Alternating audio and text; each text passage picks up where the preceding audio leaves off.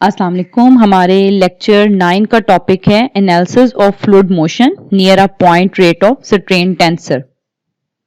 और यहाँ पे हमारे पास जितने भी वर्ड्स लिखे हुए हैं इस टॉपिक में, इन सबसे आप फेमिलियर हैं। जैसे कि सबसे पहले आप लोग यहाँ पे पढ़ रहे हैं स्ट्रेन को। ये एक नया वर्ड है जो मैंने आपको अपने पिछले सब्जेक्ट में कवर नहीं करवाया, लेकिन आपने अपने सेमेस्टर्स में कहीं ना कहीं इस टॉपिक को कवर किया होगा, स्ट्रेन को। अगर आपको याद हो, आपने बल्क मॉडुलस वगैरह इस तरह के कुछ टॉपिक पढ़े थे जहां पे आपने इसको स्टडी किया था। फिर भी मैं आपको इसके बारे में कुछ आइडिया देती हूँ। स्ट्रेन क्या है। हमने अपनी एनालिसिस करना है ऑफ फ्लूइड मोशन, अपनी फ्लूइड मोशन का near a point rate of strain tensor. यानी कि बेसिकली हमने स्ट्रेन टेंसर का एनालिसिस करना है अपनी फ्लूइड मोशन के अंदर, कि उसके जितने इर्द गिर्द पॉइंट्स हैं उनके इर्द गिर्द जो हमारी स्ट्रेन प्रोड्यूस हो रही है उसका हमने एनालिसिस करना है। तो स्ट्रेन को पढ़ना जरूरी हो गया। तो स्ट्रेन हमारे पास, फॉर एग्जांपल, हम इसको इस तरह क्लियरिफाई कर सकते हैं। अगर हमारे पास ये एक बॉडी ले लेते हैं, एक इलास्टिक बॉडी ले लेते हैं, फॉर एग्जाम्पल मैं एक स्प्रिंग ले लेती हूँ। अगर इस स्प्रिंग के साइड पर मैं स्ट्रेस लगाती हूँ तो स्ट्रेस लगाने से बॉडी खिंचेगी। तो इसकी लेंथ जो है वो, अगर पहले इसकी लेंथ L थी तो अब इसकी लेंथ में जो चेंज इन लेंथ आया ये हमारे पास आ जाए डेल्टा L। तो ये जो रेशियो है हमारे पास change in length divided by total length की, दिस इज कॉल्ड स्ट्रेन। तो जितनी हमारे पास स्ट्रेस हम इस पे लगाएंगे उतना इस बॉडी के अंदर स्ट्रेन प्रोड्यूस होगा। तो आपने ये रिलेशन भी पढ़ा होगा कि स्ट्रेस और स्ट्रेन का डायरेक्टली प्रोपोर्शनल रिलेशन होता है। ये भी चीज का आपको आइडिया होगा जिन्होंने इसको स्टडी किया हुआ है, ठीक है। और सेकंड बात ये कि हमने इसको टेंसर फॉर्म में सारा अब स्टडी करना है, ठीक है। ये तो हमने एक सॉलिड बॉडी ले ली। अब हम आते हैं अपने फ्लूइड में, ठीक है। फ्लूइड के अंदर स्ट्रेन कैसा होगा। सबसे पहले तो हमारे पास जब भी हम लोगों ने फ्लूइड लेना है तो ये बात क्लियर कर लेनी है कि हमने हमेशा जो है वो कंटिन्यूअस बॉडी, यानी कि जो हम लोगों ने फ्लूइड कंसिडर किया है वो कंटिन्यूअस मीडियम में हो। फॉर एग्जांपल, अगर मैं ये एक बॉडी लेती हूं और इसके अंदर ये हमारे पास फ्लूइड है,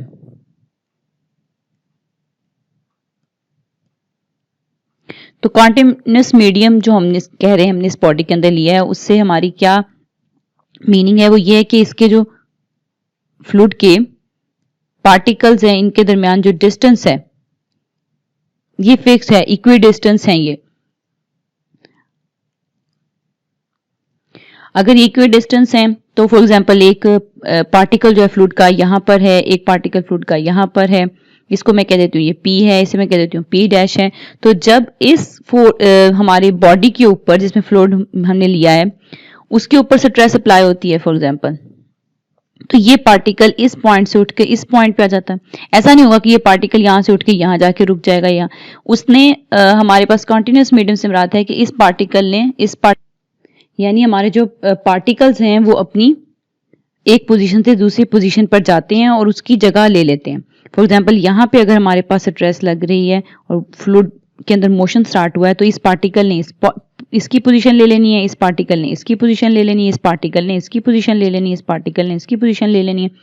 तो ये जब ये वाला पार्टिकल यहां से यहां जाएगा तो हम तब बोलते हैं कि हमारे पास जो है ये स्ट्रेन्ड हुआ, ये डीफॉर्म हुआ, ठीक है। पहले हमने ये वर्ड पढ़ा हुआ है ना कि स्ट्रेस लगी तो ये बॉडी क्या हुई, डीफॉर्म्ड हुई। तो अब आप इसको इस सेंस में ही बोल सकते हैं, स्ट्रेस लगा और हमारी बॉडी क्या हुई, स्ट्रेन्ड हुई, ठीक है। तो आपको मोशन में भी कंसेप्ट मिल गया किस तरह हमारा स्ट्रेन है फ्लूइड के अंदर। अच्छा, अब हमें देखना ये है कि जो हमारा स्ट्रेन है वो किस पे डिपेंड करता है। स्ट्रेन जो है वो डिपेंड करता है दो पॉइंट्स के दरमियान रिलेटिव मोशन पे। फॉर एग्जांपल, ये हमारे दो पॉइंट हैं P और P डैश, और ये एक फ्लूइड के अंदर हमने लिए हैं, ठीक है। इस फ्लूइड के अंदर की जो पॉइंट्स हैं इनके दरमियान रिलेटिव मोशन पे हमारा स्ट्रेन जो है वो डिपेंड करेगा।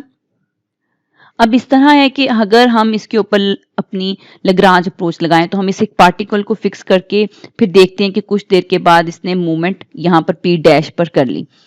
लेकिन अगर हम इस अप्रोच को यूज ना करें, मैंने आपको बताया था हम फ्लूइड में कौन सी अप्रोच यूज करते हैं, आयलर अप्रोच, जिसमें हम एक साथ ही दोनों पॉइंट को ऑब्जर्व कर लेंगे और देखेंगे कि इस एक पी पॉइंट के नेबरहुड में एनालिसिस कर लेंगे मोशन का।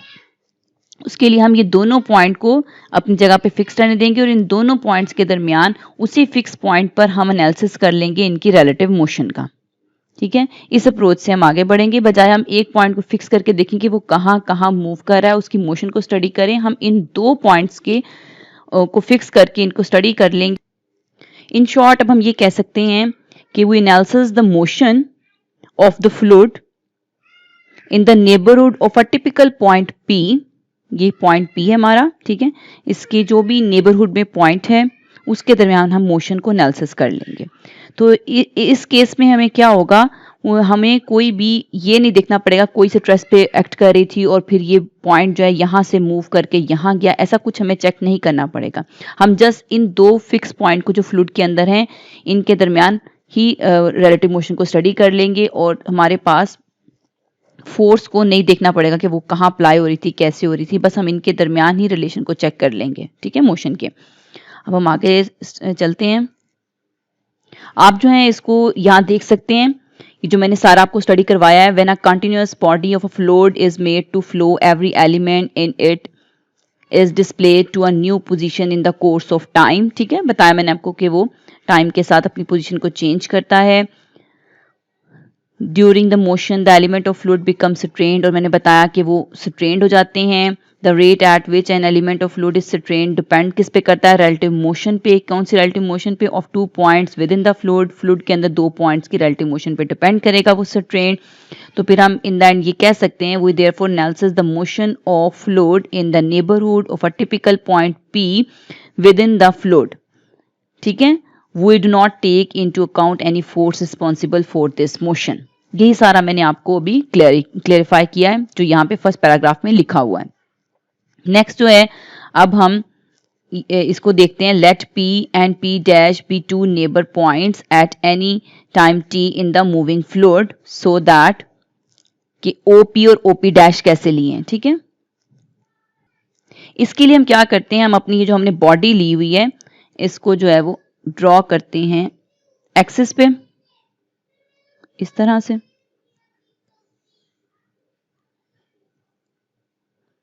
और इसको जो है हम कहते हैं ये हमारे पास है x1, this is x2 and this is x3, और ये हमारा ओरिजिन है। ओरिजिन से ये पॉइंट बनता है OP, और सेकंड पॉइंट ये हमारे पास बनता है OP डैश। अब अगर हम सिंपल कार्टेशियन जब अपना लेते थे एक्स एक्सिस, तो उसमें हम लेते थे इस तरह x, y और z। तो किसी भी पॉइंट के कोऑर्डिनेट्स हम कैसे शो करते थे, इस तरह px, y, z। तो अगर हम यहाँ पे शो करना चाहें O से P के, तो यहाँ पे ये x1, x2, x3 है, तो ये x, y, z से रिप्लेस होकर यहाँ पे हमारे पास जो बनेगा पोजीशन वेक्टर, ये इसको नेम दे लेते हैं यहाँ पर हम कि OP पोजीशन वेक्टर हमारे पास R है और OP डैश पोजीशन वेक्टर हमारे पास है R प्लस डेल्टा R। ठीक है, अब हमने इन पोजीशन वेक्टर को निकालना है R को, तो ये हमारे पास किसके इक्वल है, OP के, और OP हमारे पास पहले हम कैसे लिखते थे इसको x, y, z की फॉर्म में। तो अब जब हम इसको पोजीशन वेक्टर को x, y, z की फॉर्म की बजाय कोऑर्डिनेट x1, x2 और x3 में लिखेंगे, और जब हम पहले लिखते थे तो ये हमारे पास बनता था x i plus y j plus z k। तो x, y, z को रिप्लेस करके अब हमारे पास क्या बन जाएगा, x1 i की जगह क्या लगा देंगे, e1 plus x2 e2 plus x3 e3। ये हमारे पास i j k की जगह e1, e2, e3 आ गया, और x, y, z की जगह हमारे पास x1, x2 और x3 आ गया। तो क्या मैं यहाँ पर ये जो मैंने टेंसर फॉर्म में पोजीशन वेक्टर लिखा है इसको समेशन में ऐसे लिख सकती हूँ कि समेशन जो है वो i को 1 से 3 पे स्टार्ट कर लेते हैं और इसको हम लिख देते हैं xi ei। ठीक है। और टेंसर में समेशन को आप साथ लिखें या नहीं लिखें, आप सिंपल इस तरह से भी लिख सकते हैं इसको XI EI। ये हमने OP निकाल लिया अपना पोजीशन वेक्टर R। अब इसी तरह अगर इन लाइंस पे हमने R प्लस डेल्टा R निकालना है, यानी कि क्या निकालना है, हमने OP डैश निकालना है, तो हमारे पास वो क्या हो जाएगा, R के अंदर हमने डेल्टा R ऐड कर देना। तो ये हमारे पास किस तरह निकलेगा ये देखें, यहाँ पे हम पहले तो R पूरा वापस लिख देंगे ना, ये जो हमने लिखा हुआ है X1 E1 X2 E2 X3 E3, उसके साथ इसमें क्या ऐड हो जाएगा, ये सब यहाँ लिखने के बाद डेल्टा R ऐड हो जाएगा, यानी कि इसमें हम लोग ऐड कर देंगे delta X1 E1 plus delta X2 E2। तो सेम उन्हीं लाइंस पर क्या मैं, जिस तरह इसके लिए मैंने लिखा था XI EI, तो क्या मैं इसके लिए भी लिख सकूंगी डेल्टा X3 E3 के लिए क्या लिख सकती हूँ, डेल्टा XI EI। अब इन दोनों में मेरे पास EI जो है वो कॉमन आ जाएगा, तो ये बन जाएगा XI plus delta XI EI। तो हमने पोजीशन वेक्टर निकाल लिए अपने R पोजीशन वेक्टर और R plus delta R position vector, ये दोनों हमने अपने पोजीशन वेक्टर निकाल लिए। तो ये आप देख सकते हैं हमने ये OP और OP डैश ये कैलकुलेट कर लिया। अब नेक्स्ट आ जाते हैं वेलोसिटी के ऊपर। हम P पॉइंट पे पार्टिकल की वेलोसिटी को नेम देते हैं V का, और P डैश पे वेलोसिटी की पार्टिकल पर वेलोसिटी को नेम देते हैं V प्लस डेल्टा V। तो इनके दरमियान फिर हमारे पास क्या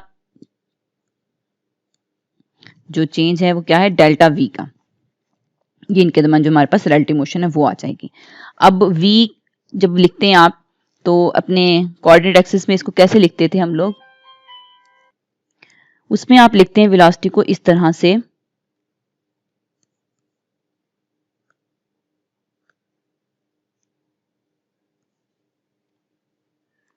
U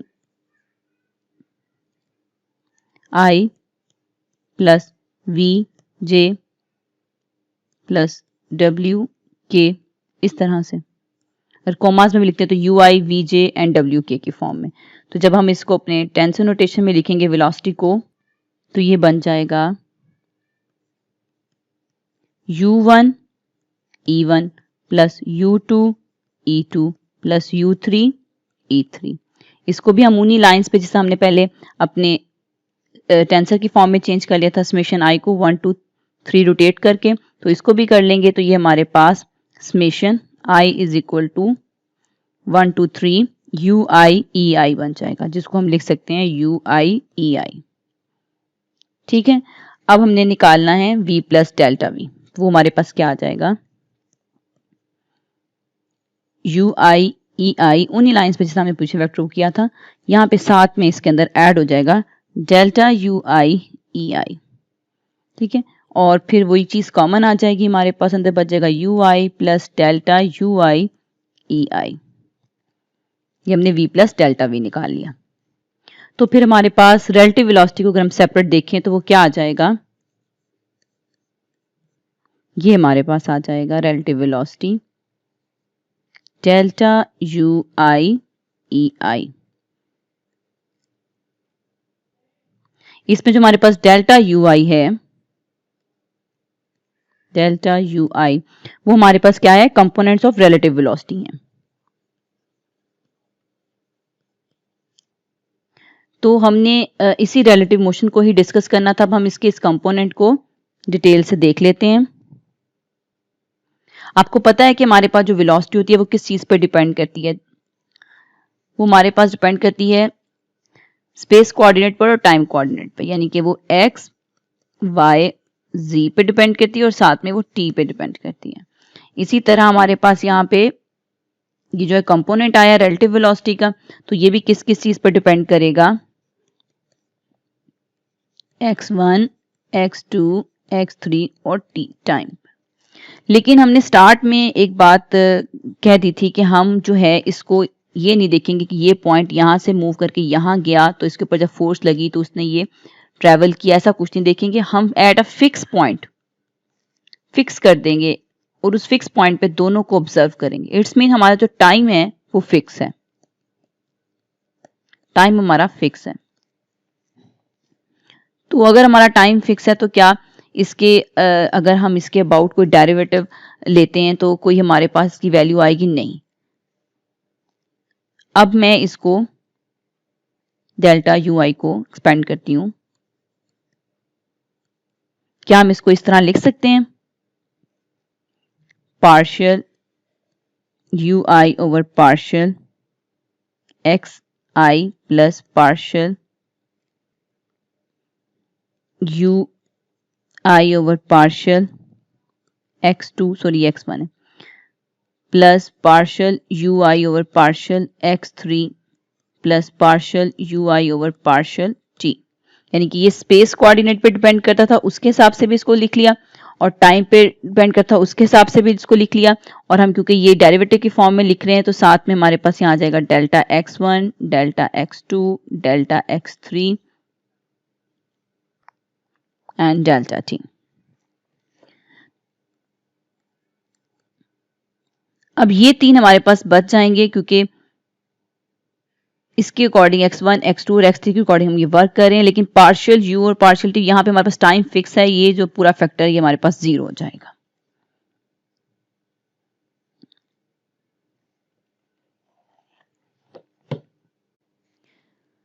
और ये जो है मैं बिल्कुल उन्हीं लाइंस पे कर रही हूँ जैसे हम अपने कार्टेशियन एक्सिस में डेल्टा u1 के लिए ये चीज लिखा करते थे। यहाँ पे हमने इसको डेल्टा ui के लिए यहाँ पे लिखा है। तो यहाँ पे हमारे पास ये ui जो है पहले हम u1 के लिए, फिर u2 के लिए, फिर u3 के लिए इस तरह ले रहे हैं, और हर बार नीचे जो है यहाँ पे 1 2 3 रिपीट होगा। तो क्या मैं इसको इस तरह से लिख सकती हूँ कि पार्शियल ui पार्शियल एक्स जे और डेल्टा एक्स जे, और जे को जो है वो रोटेट कर दें 1 से लेकर 3 तक। तो हम डेल्टा यू आई की एक्सप्रेशन को इस तरह से लिख सकते हैं। ठीक है, अब मैं आपको फर्दर बताती हूँ कुछ चीजें जो आप लोगों ने पहले पढ़ी हैं। जैसे आपके पास आपने ये स्टडी किया हुआ है, जब हमारे पास नेबुला अप्लाई होता है फोर्स के ऊपर, सिंपल एक स्केलर क्वांटिटी के ऊपर अप्लाई होता है, तो हमारे पास जब वो अप्लाई होगा नेबुला स्केलर क्वांटिटी के ऊपर तो एक वेक्टर क्वांटिटी आ जाती है। और जब ये हमारे पास नेबुला जो अप्लाई होता है एक वेक्टर के ऊपर तो इसके बीच में एक डॉट प्रोडक्ट आती है, तो ये हमारे पास एक स्केलर में जवाब आ जाता है। यानी कि नेबुला जो है खुद एक वेक्टर था और जब ये एक स्केलर पे लगा तो इसने इस स्केलर को साथ मिलकर इसका जवाब वेक्टर कर दिया। यहाँ पर नेबुला जब एक वेक्टर पे अप्लाई हुआ तो दोनों हमारे पास कैसे होते हैं? अगर मैं नेबुला को खोलूं तो ये हमारे पास ऐसे होता है partial over partial x i plus partial over partial y j plus partial over partial z k. तो जब ये स्केलर क्वांटिटी के साथ ट्रीट होगा एफ के साथ तो ये इसको वेक्टर बना देगा। यहाँ पे क्या है, जब हमारे पास ये एक वेक्टर के साथ अप्लाई होगा तो इसकी डॉट प्रोडक्ट जब हम लेंगे तो वो एक स्केलर बन जाएगा। तो स्केलर एक 0 रैंक है हमारे पास। जब नेबुला जो है 0 रैंक पर अप्लाई हुआ तो इसने हमें 1 रैंक का आंसर दिया। ठीक है, इसी तरह नेबुला जो है वो 1 रैंक पर अप्लाई हुआ तो उसने हमें 0 रैंक का जवाब दिया। ये वो चीजें हैं जो आप टेंसर में पढ़ चुके हैं। अब जो चीज मैं आपको न्यू बता रही हूं वो आप लोगों ने पहले कभी नहीं पढ़ी। जैसे आप लोगों ने नेबुला को एफ पे अप्लाई किया तो आपके पास ये क्या बन जाता था? ग्रेडियंट। और इसी तरह जब आप इसको अप्लाई करते थे नेबुला को डॉट के साथ तो ये हमारे नेबुला को डॉट के साथ जब अप्लाई करते थे तो ये हमारे पास क्या बन जाता है? डाइवर्जेंस। और जब हम नेबुला को अप्लाई करते थे क्रॉस के साथ वेक्टर के ऊपर तो ये हमारे पास बन जाता है कर्ल। यानी ये सारी आपने पहले चीजें पढ़ी हुई हैं। अब अगर मैं आपसे कहूं कि मैं नेबुला को अप्लाई करूंगी एक वेक्टर के ऊपर, लेकिन इसके दरमियान ना तो ये वेक्टर जो है स्केलर है, ना ही इनके दरमियान डॉट प्रोडक्ट है, ना ही इनके दरमियान क्रॉस प्रोडक्ट, कुछ भी नहीं है, जस्ट नेबुला को डायरेक्ट अप्लाई करूंगी मैं वी पे, तो हमारे पास रिजल्ट क्या होगा? इसको पढ़ते हैं। ये हमारे पास आएगा अगर हम नेबुला को अप्लाई करते हैं एक सिंपल वी वेक्टर के ऊपर तो नेबुला की वैल्यू क्या है? Partial over partial x i plus partial over partial y j plus partial over partial z k, sorry ये जे ऊपर,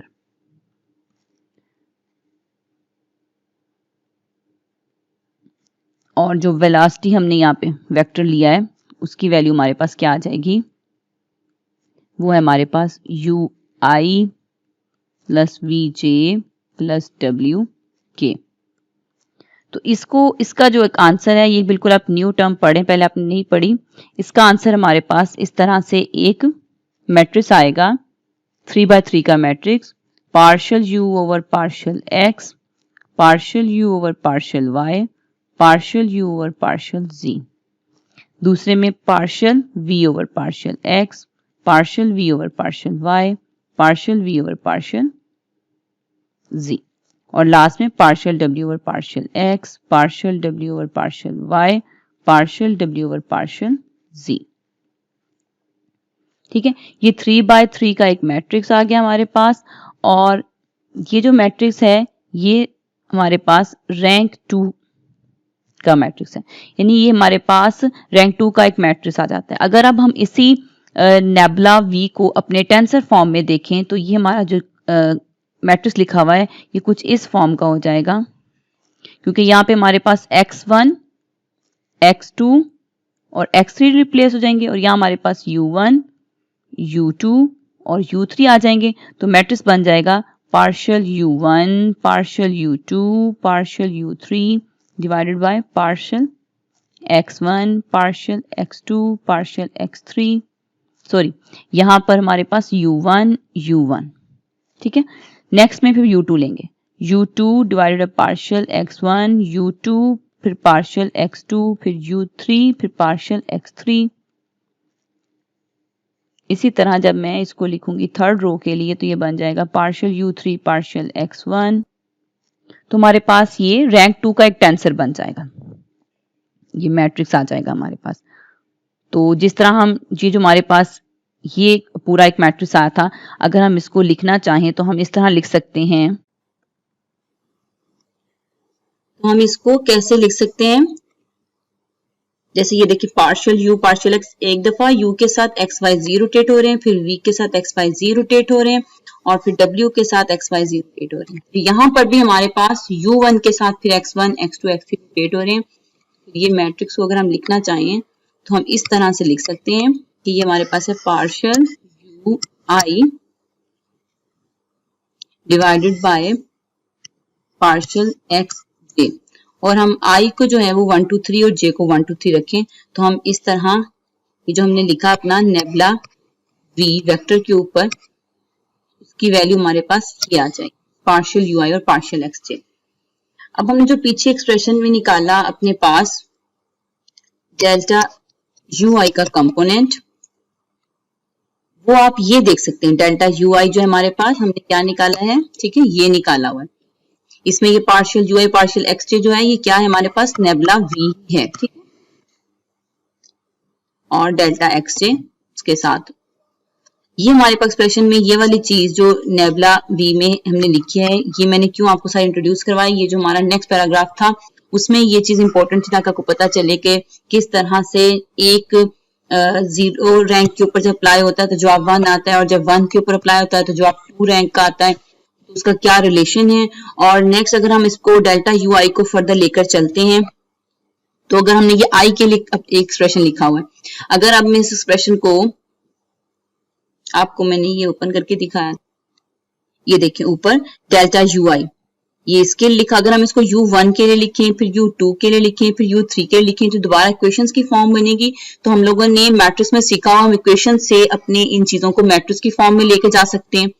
तो अब मैं अपने इसमें बारी बारी 1 2 3 की वैल्यू यहाँ रख के 3 इक्वेशंस हमारे पास आ जाएंगी, वो कुछ इस फॉर्म की होंगी 3 इक्वेशन, इस तरह से नेबुला u1 पार्शियल u1 और partial x1 delta x1 plus partial u1 partial x2 nebula x2 plus partial u1 partial x3 nebula x3।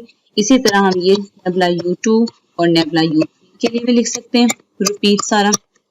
अब अगर हम इसको मैट्रिक्स फॉर्म में लिखना चाहें तो छोटी क्लासेस में आप लोगों ने ये चीज पढ़ी हुई है। अगर आपके पास इस तरह से एक रिलेशन लिखा हो कि इक्वेशन है हमारे पास और वो लिखी हुई है कि 2 is equal to 2x plus 3y और आपने इसको मैट्रिक्स फॉर्म में लेके जाना हो तो आप क्या करते हैं, यहाँ पे 2 लिखते हैं, इज इक्वल टू का साइन लगाते हैं, यहाँ लिखते हैं 2 and 3, सॉरी यहाँ लिखते हैं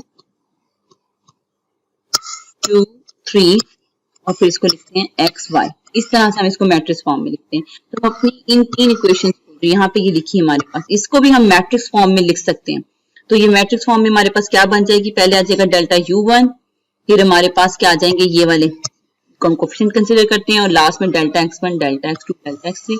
तो फिर हमारा एक्सप्रेशन क्या बन जाएगा मैट्रिक्स फॉर्म में, वो कुछ इस तरह से आ जाएगा, delta U1 U2 U3 is equal to partial U1 over partial X, partial U1 over partial X2, partial U1 over partial X3। इसी तरह फिर U1 के बाद U2 के लिए, फिर U3 के लिए और लास्ट में हमारे पास आ जाएगा delta X1 delta X2 delta X3। तो ये हमने इसको जो है किस फॉर्म में लिख लिया, अपनी मैट्रिक्स फॉर्म के अंदर लिख लिया। अब मैं आपको इसको बुक पे शो करवाती हूँ। ये देखें हमारे पास ये क्या बन जाएगा, ये हम लोगों ने निकाला था और यहाँ पे हमने क्लास शुरू में जब हमने यहाँ पे लिखा था ये डेल्टा UI है, ये मैंने गलती से नेबुला UI बोल दिया। ये हमारे पास डेल्टा UI को हमने अपने कंपोनेंट लिखा था किसका, डेल्टा V का। तो वो जो बाद में मैंने एक्सप्रेशन पढ़े उसमें जो नेबुला पढ़ा, नेबुला भी इसके लिए पढ़ा, वो बाद में मैंने आपको स्टडी करवाया। ये सारा डेल्टा UI के लिए वर्क कर रहे हैं। अच्छा, उसके अंदर हमने ये एक्सप्रेशन को खोल के जब हमने इसको मैट्रिक्स फॉर्म में किया तो ये हमारी कन्वर्जेशन, ठीक है। यहाँ तक हमने कन्वर्ट कर लिया अपना सारा काम। और एक दफा थोड़ा सा रिपीट करती हूँ हमने किया क्या इसके अंदर। सबसे पहले हमने काम स्ट्रेन टेंसर पढ़ेंगे, हमने ये जाना स्ट्रेन किसे कहते हैं, फिर हमने स्ट्रेन को देखा फ्लूइड में स्ट्रेन किसे कहते हैं, फिर हमने ये देखा फ्लूइड के अंदर स्ट्रेन को जो है हम रिलेटिव मोशन से स्टडी करेंगे। उसके लिए हमने देखा कि हम आयलर अप्रोच लेंगे जिसके लिए हम टाइम को फिक्स रखेंगे। फिर हमने P पॉइंट लिया, फिर P डैश पॉइंट लिया, उनके पोजीशन वेक्टर्स निकाले, OP और OP डैश आ गया। फिर हमने पॉइंट्स पर इसकी वेलोसिटी चेक की, वेलोसिटी चेक करने के बाद हमने इसकी रिलेटिव वेलोसिटी डेल्टा V निकाली, वो हमारे पास ये आ गई। उसके बाद हमने इस डेल्टा V के अंदर से इसका एक कंपोनेंट डेल्टा UI लिया जिसको हमने डिस्कस किया, उसको हमने जो है वो इस तरह इक्वेशन की फॉर्म में लिखा। इक्वेशन की फॉर्म से आगे फिर हमने उसको और फिर लास्ट में ये हमने उसकी मैट्रिक्स की फॉर्म लिख ली, ठीक है। और इसके बीच में बस मैंने आपको ये बताया था कि जो ये चीज है ये हमारे पास नेबुला V के इक्वल होती है और वो जो नेबुला V की इक्वल है वो क्या है, पार्शियल UI और पार्शियल XJ, जो मैंने आपको यहाँ पर शो करवा दिया इस जगह पे कि नेबुला V जो है पार्शियल UI और पार्शियल XJ के इक्वल है, ठीक है। ये मैंने आपको बता दिया। अब जो नेक्स्ट पार्ट है हम वो नेक्स्ट लेक्चर में पढ़ते हैं।